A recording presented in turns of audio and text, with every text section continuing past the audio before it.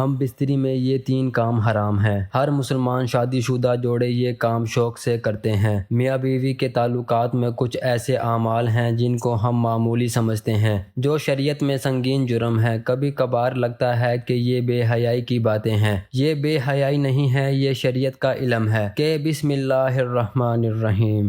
گاؤں کے کنارے ایک پرانا مکان تھا جس میں ایک بزرگ رہتے تھے جنہیں سب حکیم صاحب کہہ کر پکارتے تھے۔ وہ نہ صرف لوگوں کے جسمانی زخموں کا علاج کرتے بلکہ ان کے دلوں کے زخم بھی بھرتے۔ ان کے پاس گاؤں کے چھوٹے بڑے مسائل کا حل نکلتا، کوئی جھگڑا ہو، کوئی پریشانی ہو، سب انہی کے پاس آتے۔ ایک دن سپہر کے وقت دروازے پر دستک ہوئی۔ دروازہ کھولا تو سامنے ایک نیا شادی شدہ جوڑا کھڑا تھا۔ لڑکا 20-22 سال کا، گھبرایا ہوا، لڑکی شرم سے نظریں جھکائی ہوئی۔ بزرگ نے مسکرا کر کہا، آؤ بیٹا اندر آؤ، آج تم دونوں کی آنکھوں میں سوال ہیں، کہو کس بات کی فکر ہے؟ شوہر نے ہچکچاتے ہوئے کہا، حکیم صاحب ہم نے حال ہی میں نکاح کیا ہے مگر دل میں خوف ہے کہ کہیں ہم کوئی ایسا کام نہ کر بیٹھیں جو اسلام میں حرام ہو۔ کچھ باتیں لوگوں سے سنتے ہیں، کچھ کتابوں میں پڑھتے ہیں، لیکن سمجھ نہیں آتی کیا صحیح ہے اور کیا غلط۔ آپ ہی ہمیں سچ بتا دیجئے۔ لڑکی نے آہستہ سے سر جھکا کر کہا، جی حکیم صاحب ہمیں رہنمائی چاہیے۔ بزرگ نے اپنی سفید داڑھی پر ہاتھ پھیرتے ہوئے کہا، بیٹا بیٹی تم نے بہت اچھا کیا یہ سوال لے کر آئے۔ شادی صرف جسم کا رشتہ نہیں، یہ دل، روح اور ایمان کا بندھن ہے۔ آؤ میں تمہیں ایک ایک چراغ دکھاتا ہوں جس سے تمہاری زندگی روشن رہے گی۔ پہلا چراغ زنا اور خیانت۔ بزرگ نے کمرے میں رکھا چراغ جلایا۔ یہ پہلا چراغ ہے زنا اور بے وفائی سے بچنا۔ وہ بولے، بیٹا بیوی شوہر کے لیے اور شوہر بیوی کے لیے ہی ہے۔ اگر کوئی اپنی بیوی یا شوہر کو چھوڑ کر غیر کے پاس جائے تو یہ زنا ہے اور اللہ کے نزدیک سخت حرام ہے۔ یہ گناہ نہ صرف دنیا میں عزت کو برباد کرتا ہے بلکہ آخرت میں بھی سخت عذاب ہے۔ محبت کا چراغ صرف اپنے گھر میں جلاؤ، باہر لے جاؤ گے تو یہ آگ بن جائے گا۔ نوجوان جوڑے نے سر ہلایا۔ دوسرا چراغ حیض کے دنوں کی حرمت۔ بزرگ نے دوسرا چراغ جلایا، بیٹی اللہ نے عورت کو حیض کے دن دیے ہیں تاکہ اس کا جسم صاف ہو۔ ان دنوں میں شوہر کو بیوی کے قریب نہیں جانا چاہیے۔ قرآن کہتا ہے کہ یہ دن عورت کے لیے تکلیف کے ہیں۔ اس وقت ہم بستری منع ہے۔ ہاں محبت کرو، خدمت کرو لیکن جامع نہ کرو۔ یہ اللہ کا حکم ہے اور اللہ کے حکم پر عمل کرنے میں ہی برکت ہے۔ لڑکی کے چہرے پر سکون آ گیا۔ تیسرا چراغ جبر اور ظلم۔ بزرگ نے تیسرا چراغ جلایا اور سخت لہجے میں کہا، بیٹا یاد رکھو محبت زبردستی سے نہیں ہوتی۔ اگر شوہر بیوی کو جبر سے قابو کرے یا بیوی ضد سے شوہر کو مجبور کرے تو یہ ظلم ہے۔ اسلام کہتا ہے کہ دونوں کی رضامندی ضروری ہے۔ جو زبردستی کرے گا وہ گناہ گار ہوگا۔ شوہر بیوی کے لیے سکون ہے نہ کہ اذیت۔ شوہر نے شرمندگی سے بیوی کی طرف دیکھا۔ چوتھا چراغ رشتوں کی حرمت۔ بزرگ نے چوتھا چراغ جلایا۔ کچھ رشتے ایسے ہیں جنہیں اللہ نے ہمیشہ کے لیے حرام کر دیا ہے۔ ماں، بیٹی، بہن، خالہ، پھوپھی، ان کے ساتھ تعلق کبھی جائز نہیں۔ یہ گناہ خاندان کو برباد کرتا ہے اور ایمان کو کھا جاتا ہے۔ ایسے رشتوں کی عزت کرنا ایمان کا حصہ ہے۔ پانچواں چراغ نابالغ اور جانوروں سے تعلق۔ بزرگ نے پانچواں چراغ روشن کیا، انسان کے لیے انسان ہی بنایا گیا ہے۔ بچوں یا نابالغوں سے کھیلنا یا جانوروں سے تعلق رکھنا شیطانی راستہ ہے۔ یہ نہ صرف حرام ہے بلکہ انسان کو حیوانیت کی کھائی میں دھکیل دیتا ہے۔ ایسے لوگ دنیا اور آخرت دونوں میں ذلیل ہوتے ہیں۔ چھٹا چراغ مگر وہ اعمال۔ اب نوجوان نے ہمت کی اور پوچھا، حکیم صاحب کچھ لوگ کہتے ہیں کہ منہ کے ذریعے بھی عمل جائز ہے، کیا یہ صحیح ہے؟ بزرگ نے سر جھکا کر کہا، بیٹا یہ معاملہ علماء کے درمیان مختلف ہے۔ کچھ کہتے ہیں کہ میاں بیوی اپنی مرضی سے کر سکتے ہیں بشرطیہ کہ نجاست منہ میں نہ جائے۔ کچھ اسے مکروہ کہتے ہیں۔ یاد رکھو اسلام صفائی اور عزت کا دین ہے۔ اگر یہ عمل عزت اور وقار کو نقصان پہنچائے یا نجاست کو منہ میں لے آئے تو یہ پسندیدہ نہیں۔ بہتر ہے کہ پاکیزگی کے ساتھ رہو۔ ساتواں چراغ صحت اور راحت۔ بزرگ نے آخری چراغ جلایا اور نرم لہجے میں کہا، بیٹا بیٹی شادی کا مقصد سکون ہے۔ جو بھی عمل تمہیں جسمانی نقصان پہنچائے یا بیماری کا باعث بنے وہ درست نہیں۔ بیوی کو شوہر کی راحت بننا ہے اور شوہر کو بیوی کی ڈھال۔ اگر تکلیف دو گے تو یہ چراغ بجھ جائے گا۔ اب کمرے میں 7 چراغ جل رہے تھے۔ روشنی نرم اور پرسکون تھی۔ بزرگ نے دعا کے لیے ہاتھ اٹھائے، یا اللہ ان دونوں کے دلوں میں محبت اور پاکیزگی ڈال دے، انہیں ایک دوسرے کی عزت اور سکون بنا۔ نوجوان جوڑا آبدیدہ ہو گیا۔ شوہر بولا، حکیم صاحب آج ہمیں سمجھ آیا کہ شادی کا مطلب صرف خواہش پوری کرنا نہیں بلکہ ایک دوسرے کو عزت دینا ہے۔ بزرگ کی آنکھوں میں خوشی کے آنسو آ گئے۔ انہوں نے کہا، بیٹا یہی وہ چراغ ہیں جو اگر سنبھال لے تو ہمارے گھر میں ہمیشہ روشنی رہے گی۔ مدینہ منورہ کا پر نور دور تھا۔ نبی اکرم اکرم صلی اللہ علیہ وسلم کی تعلیمات سے ہر گھر روشنی سے بھر گیا تھا۔ صحابہ کرام رضی اللہ عنہ نہ صرف نماز، روزہ اور جہاد میں سبقت کرتے بلکہ نکاح اور گھریلو زندگی کے آداب بھی انہی سے سیکھتے تھے۔ ہر شخص کی خواہش یہ تھی کہ اس کی زندگی کا کوئی لمحہ گناہ میں نہ گزرے۔ ایسے ہی ایک دن ایک نوجوان صحابی نے نکاح کیا۔ شادی کے بعد اس کے دل میں خوشی تو تھی مگر ساتھ ہی خوف بھی۔ وہ سوچتا کیا میں اپنی بیوی کے ساتھ ایسا برتاؤ کروں گا جو اللہ اور رسول کو پسند ہو، یا انجانے میں کوئی غلطی کر بیٹھوں گا۔ یہی خیال اسے بے چین رکھتا آخر کار وہ ایک رات مسجد نبوی آ گیا جہاں کچھ بزرگ صحابہ کرام دین کی باتیں کر رہے تھے۔ وہ خاموشی سے ان کے قریب بیٹھ گیا اور ان کی گفتگو سننے لگا۔ ایک رات ان حضرات کی نصیحت اس کے دل پر ہمیشہ کے لیے نقش ہو گئی۔ صحابہ کہہ رہے تھے کہ نکاح اللہ کی ایک عظیم نعمت ہے۔ مرد اور عورت دونوں کو اپنی خواہشات اس کے دائرے میں پوری کرنی چاہیے۔ اگر کوئی اپنی بیوی کو چھوڑ کر غیر عورت کی طرف جائے یا بیوی کسی غیر مرد کے ساتھ تعلق بنائے تو یہ زنا ہے۔ زنا وہ آگ ہے جو نہ صرف ایمان کو جلا دیتی ہے بلکہ خاندان اور عزت کو بھی خاکستر کر دیتی ہے۔ نوجوان کے دل نے گواہی دی کہ سب سے پہلا فرض یہ ہے کہ اپنی نگاہوں کو قابو میں رکھے اور دل کو غیر عورت کی طرف نہ جانے دے۔ پھر بات اس طرف آئی کہ عورت کے حیض کے دنوں میں کیا رویہ ہونا چاہیے۔ بتایا گیا کہ اللہ تعالیٰ نے قرآن میں خود اس کا حکم دیا ہے کہ اس وقت عورت سے الگ رہو اور جامع نہ کرو۔ یہ اس کی جسمانی تکلیف اور طہارت کے دن ہیں۔ شوہر کو چاہیے کہ صبر کرے، محبت اور خدمت کرے لیکن ہم بستری سے بچے۔ نوجوان نے سوچا یہ حکم کتنا حکیمانہ ہے کیونکہ یہ عورت کی عزت اور سکون کے لیے ہے۔ پھر ذکر ہوا کہ نکاح کا مقصد سکون ہے نہ کہ جبر۔ بیوی شوہر کے لیے لباس ہے اور شوہر بیوی کے لیے۔ اگر کوئی شخص بیوی کی مرضی کے بغیر زبردستی کرے تو وہ نکاح کے مقصد کو تباہ کر دیتا ہے۔ یہ ظلم ہے اور اللہ ظلم کرنے والوں کو پسند نہیں کرتا۔ یہ سن کر نوجوان کے دل میں یہ بات اتر گئی کہ بیوی کے ساتھ ہر عمل میں رضا اور محبت ضروری ہے۔ صحابہ نے بیان کیا کہ کچھ رشتے ایسے ہیں جنہیں اللہ نے ہمیشہ کے لیے حرام قرار دیا ہے۔ ماں، بیٹی، بہن، پھوپھی، خالہ، ان کے ساتھ تعلق نہ نکاح کے ذریعے جائز ہے اور نہ ہی کسی اور طریقے سے۔ یہ حکم خاندان کی عزت اور معاشرے کی پاکیزگی کو قائم رکھنے کے لیے ہے۔ نوجوان نے دل میں عہد کیا کہ وہ ہمیشہ اپنے خاندان کے رشتوں کا احترام کرے گا اور اللہ کی مقرر کردہ حدود کی حفاظت کرے گا۔ پھر بتایا گیا کہ کچھ لوگ شیطان کے بہکاوے میں آ کر اپنی خواہشات کو جانوروں یا بچوں پر اتارتے ہیں۔ یہ گناہ نہ صرف ایمان کو ختم کرتا ہے بلکہ انسانیت کو بھی برباد کرتا ہے۔ رسول اللہ صلی اللہ علیہ وسلم نے ایسے لوگوں پر لعنت فرمائی ہے۔ یہ سن کر نوجوان کے دل میں شدید خوف بیٹھ گیا کہ انسان کو کبھی اپنی خواہشات کو اس قدر بے لگام نہیں چھوڑنا چاہیے کہ وہ حیوانیت تک جا پہنچے۔ بات آگے بڑھی تو بتایا گیا کہ میاں بیوی ایک دوسرے سے ہر طرح کے تعلقات قائم کر سکتے ہیں مگر نجاست کو منہ میں لینا یا گندگی اپنانا پسندیدہ نہیں۔ اسلام صفائی اور وقار کا دین ہے۔ اگرچہ کچھ امور میں علماء نے نرمی دی ہے لیکن بہترین راستہ وہی ہے جو عزت اور پاکیزگی کے قریب ہو۔ نوجوان نے دل میں فیصلہ کیا کہ وہ کبھی اپنی محبت کو گندگی میں نہیں بدلے گا۔ آخر میں نصیحت ہوئی کہ نکاح کا مقصد صرف خواہش پوری کرنا نہیں بلکہ سکون حاصل کرنا ہے۔ اگر کوئی ایسا طریقہ اپنایا جائے جس سے جسم کو نقصان پہنچے یا دل کو تکلیف ہو تو وہ درست نہیں۔ بیوی کو شوہر کے لیے راحت بننا ہے اور شوہر کو بیوی کے لیے ڈھال۔ دونوں ایک دوسرے کی خواہش اور سکون کے لیے ہیں نہ کہ اذیت کے لیے۔ وہ نوجوان پوری رات مسجد نبوی میں بیٹھا رہا۔ ان نصیحتوں نے اس کے دل کو بدل دیا۔ اس نے اللہ سے دعا کی، یا اللہ مجھے اور میری بیوی کو ان گناہوں سے بچا، ہمارے گھر کو سکون اور محبت کا مرکز بنا اور ہمیں ان حدود میں رکھ جو تو نے مقرر فرمائی ہے۔ جب وہ صبح اپنے گھر لوٹا تو اس کے دل میں ایک عجیب سکون تھا۔ وہ جان چکا تھا کہ ایک شوہر کے طور پر اس کا فرض کیا ہے اور کون سے راستے اسے ہمیشہ کے لیے حرام کر دیے گئے ہیں۔ یوں اس کی ازواجی زندگی قرآن و سنت کی روشنی میں شروع ہوئی اور وہ جان گیا کہ اصل خوشی وہی ہے جو اللہ کی رضا کے اندر ہے۔ میاں بیوی کے تعلقات میں کچھ ایسے اعمال ہیں جن کو ہم معمولی سمجھتے ہیں جو شریعت میں سنگین جرم ہے۔ کبھی کبھار لگتا ہے کہ یہ بے حیائی کی باتیں ہیں۔ یہ بے حیائی نہیں ہے، یہ شریعت کا علم ہے۔ ہاں، اگر ہم اس طرح کی باتیں اپنی خواہشات کے مطابق کریں تو یہ بے حیائی ہے۔ پہلا گناہ جس کو میاں بیوی کے تعلقات میں معمولی سمجھا جاتا ہے وہ یہ ہے کہ بیوی کا اپنے شوہر کو ہم بستری سے انکار کرنا، اپنے شوہر کو اپنے نزدیک آنے سے روکنا۔ جامع صغیر میں یہ روایت ہے کہ آپ صلی اللہ علیہ وسلم نے فرمایا، جب شوہر اپنی بیوی کو بلائے ہم بستری کے لیے تو عورت پر واجب ہے کہ وہ فوراً اپنے شوہر کی بات مان لے۔ ماں سوائے شرعی عذر کے، شرعی عذر کی وجہ سے بیوی انکار کر سکتی ہے، یعنی ایسی کوئی شرعی مجبوری مثلاً حیض و نفاس وغیرہ ہو تو ایک الگ بات ہے، لیکن اگر شرعی عذر نہیں ہے، آپ صلی اللہ علیہ وسلم فرماتے ہیں کہ وہ عورت فوراً اپنے شوہر کی بات مان لے، خواہ وہ اونٹ کی وہ سیٹ جس پر بیٹھ کر سواری کی جاتی ہے اس پر ہی بیٹھا کیوں نہ بلا رہا ہو۔ اس معاملے کو خواتین جو بیویاں ہیں جو اپنے شوہر کو حق بنانا چاہتی ہیں وہ اس بات کو مد نظر رکھے جب اس معاملے میں کوتاہی ہوتی ہے تو انسان دوسری جگہ اپنی خواہش پوری کرنے جاتا ہے اور یہ بات پھر بیوی برداشت نہیں کر سکتی، اسی لیے شریعت نے اسے معاملے کی اہمیت بیان کی ہے۔ دوسری روایت صحیح بخاری کی ہے، آپ صلی اللہ علیہ وسلم نے فرمایا جب شوہر اپنی بیوی کو ہم بستری کے لیے بلائے اور بیوی انکار کر دے اور شوہر اپنی بیوی سے ناراضگی کی حالت میں سو جائے تو جب تک وہ ناراضگی کی حالت میں سوتا رہے گا فرشتے بیوی پر لعنت بھیجتے رہیں گے۔ دوسرا گناہ میاں بیوی کے تعلقات میں جس کو معمولی سمجھا جاتا ہے جبکہ شریعت میں اس کا اتنا سخت گناہ ہے وہ یہ ہے کہ عورت کا بغیر کسی عذر کے شوہر سے طلاق کا مطالبہ کرنا۔ صحیح جامعہ صغیرہ کی روایت ہے، آپ صلی اللہ علیہ وسلم نے فرمایا بغیر عذر کے کھلا لینے والیاں اور اپنے شوہر سے چھٹکارا حاصل کرنے والیاں گھر اجاڑنے والیاں یہ اس امت کی منافق ہیں۔ دوسری روایت میں فرمایا جس عورت نے بغیر کسی سبب کے اپنے خاوند سے طلاق طلب کی اس پر جہنم واجب ہے اور وہ جنت کی خوشبو بھی نہیں سونگھے گی۔ یہ کہنا، یہ عذر پیش کرنا کہ میرا خاوند مجھے پسند نہیں ہے یا اس کی انکم بہت کم ہے، میرا گزارا نہیں ہوتا اس لیے مجھے طلاق چاہیے، تو یہ کوئی شرعی عذر نہیں، اس لیے اس سنگین جرم اور گناہ سے بچنا چاہیے۔ اور والدین کو چاہیے کہ وہ بھی چھوٹی چھوٹی باتوں پر اپنی بیٹیوں کو گھر نہ بٹھا لیں۔ طلاق شوہر کا حق ہے اور یہ کتنی ہی بڑی بات ہے کہ عورت طلاق کی خود ڈیمانڈ کر رہی ہے۔ تیسرا گناہ جو میاں بیوی کے تعلقات میں عام طور پر ہوتا ہے اور اس کو معمولی سمجھا جاتا ہے وہ یہ ہے کہ حیض کی حالت میں اپنی بیوی سے ہم بستری کرنا یا ایسی جگہ سے کرنا جو کہ غیر فطری ہے۔ آپ صلی اللہ علیہ وسلم نے فرمایا، جامعہ ترمذی کی یہ روایت ہے، جس شخص نے حیض والی عورت سے ہم بستری کی یا عورت کے پیچھے جامع کیا تو وہ شریعت کا منکر ہے، اس نے شریعت کا انکار کیا۔ جس نے یہ کیا اس کے لیے شریعت نے کفارہ کا حکم دیا ہے اور یہ بہت سنگین جرم ہے، لیکن لوگ اس کو سمجھ ہی نہیں پا رہے اور اس بات کو کوئی سنجیدہ لینے کو تیار ہی نہیں ہے کہ نکاح سے پہلے اس کے آداب اور ازواجی زندگی کے متعلق سیکھا جائے۔ دنیا جہاں میں ہر چیز کی ٹریننگ ہوتی ہے وہ ہم لوگ بڑے فخر سے کرتے ہیں، لیکن جب بات شریعت سیکھنے کی ہے تو کیا ہے جس کی ہمیں شرم آ رہی ہے؟ دنیا کی بے حیائی میں شرم نہیں آتی، لیکن شریعت سیکھتے ہوئے یا شریعت کی بات کرتے ہوئے ہمیں شرم آتی ہے۔ چوتھا گناہ میاں بیوی کے تعلقات میں جس کو معمولی سمجھا جاتا ہے وہ یہ ہے کہ کسی غیر محرم عورت سے ہاتھ ملانا، یہ بہت سخت گناہ ہے۔ نبی اکرم صلی اللہ علیہ وسلم نے فرمایا، جامعہ ترمذی کی روایت میں ہے، جب بھی کوئی آدمی کسی غیر محرم عورت کے ساتھ تنہائی میں ملتا ہے تو وہ دو نہیں ہوتے، تیسرا ان میں شیطان ہوتا ہے۔ اور آپ صلی اللہ علیہ وسلم نے فرمایا، تم میں سے کسی شخص کے لیے کیل لے کر اسے سر میں ٹھوک لینا زیادہ بہتر ہے بجائے کہ اس کے وہ کسی غیر محرم عورت کو چھوئے۔ اور ہمارے ہاں یہ المیہ ہے کہ چھونا تو ایک معمولی بات ہے، یہاں تو پورا ہاتھ ملایا جاتا ہے۔ ایک بار ایک خاتون جس کو شریعت کا علم نہیں تھا وہ مدینہ آپ صلی اللہ علیہ وسلم سے بیعت لینے آئی اور آپ صلی اللہ علیہ وسلم کے آگے اپنا ہاتھ بڑھایا۔ آپ صلی اللہ علیہ وسلم نے فوراً اپنے ہاتھ پیچھے کر لیے اور فرمایا، محمد صلی اللہ علیہ وسلم کسی عورت کے ننگے ہاتھ کو دیکھنا بھی پسند نہیں کرتے، اور آپ صلی اللہ علیہ وسلم نے اپنا چہرہ مبارک پھیر لیا۔ اللہ تعالیٰ سے دعا ہے کہ اللہ تعالیٰ ہمیں دین اور شریعت کو سمجھنے اور اس پر عمل کرنے کی توفیق عطا فرمائے، آمین۔ ناظرین، کمنٹ باکس میں اللہ تعالیٰ کے 99 ناموں میں سے ایک نام ضرور ٹائپ کریں۔